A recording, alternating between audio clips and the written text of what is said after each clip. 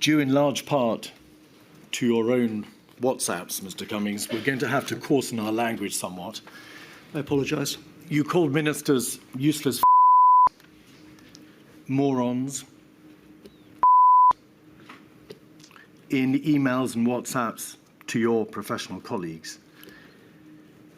Do you think you contributed to a lack of effectiveness on the part of ministers and of the Cabinet?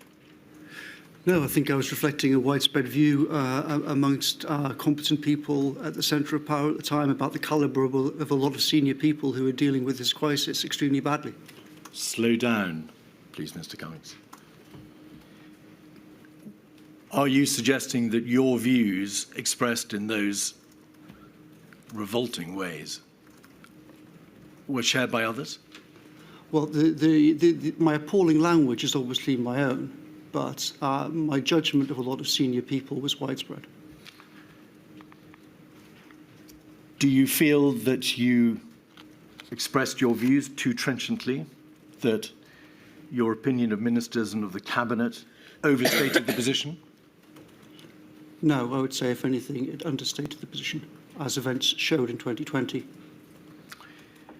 Cabinet meeting, what are pop-ins? Pop-ins are what people in private office referred to when the Prime Minister would make a decision about something. Some element of the system, often in the Cabinet Office, would not like what had been agreed. And in the best Sir Humphrey Yes Minister style, they would wait for me and other people to not be around the Prime Minister, and they would pop in to see the Prime Minister and say, "Dear Prime Minister, I think that this decision really wasn't the best idea. Very brave Prime Minister. Perhaps you should trolley on it." And this was a general problem. You should trolley on it. Meaning? Well, I'm just using the sort of generic term that we often used about the PM. The term you used and his Cabinet Secretary used and his Director of Communications used and other officials, no doubt, about his propensity to... Pretty much everyone called him the trolley, yeah. ...change direction. We had a fundamental problem, we had many fundamental problems. The two most obvious ones were the Cabinet Office was a bomb site, and we had a huge problem of quality control of documents going into meetings, and inconsistent data, inconsistent facts being read out. And many officials had come to me and said, this is causing chaos. There has to be some a formalised system to actually grip this, because the Cabinet Office was a dumpster fire. The Cabinet Office over a long period of time has accumulated more and more power, formal and informal.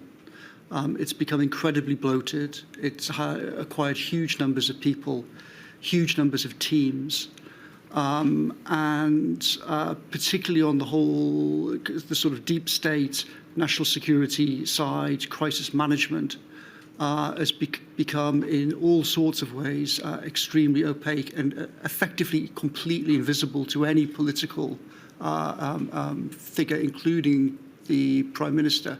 So it was extremely difficult to know in number 10 who exactly in the Cabinet Office was doing what, whose responsibility it was, who were we supposed to talk to get action, and that was critical in particularly in the first couple of months. Was this a function of staffing levels, inadequate staffing levels, or over-staffing, or in particular parts of the Cabinet Office, or a reflection of the personalities, the people who were actually in the Cabinet Office? I think it was a mix, like all dysfunctional systems. It was a mix of a lot of the wrong people in the wrong job, decades of accumulated power, no real scrutiny and insight, a culture of constantly classifying everything to hide mistakes and hide scrutiny. Management was bad, incredibly bloated, with so many senior figures that they themselves, as Helen McNamara's statement makes clear, the senior people themselves didn't know who on earth was in charge of what. Officials, not political people, in the Prime Minister's office had said to me, we fear that both the Cabinet Office has gone dreadfully wrong and that Mark doesn't understand just how badly wrong this has all gone. We had a fundamental problem, we had many fundamental problems. The two most obvious ones were the Cabinet Office was a bomb site, and we had a huge problem of quality control of documents going into meetings, and inconsistent data, inconsistent facts being read out.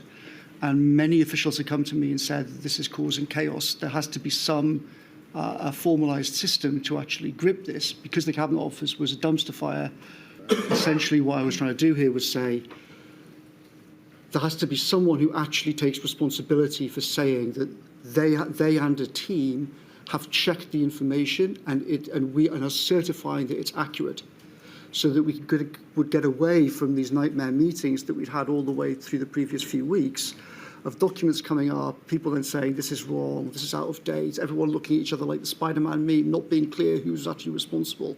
So I was trying to say, let's actually establish a proper structure for this with someone who everybody respected.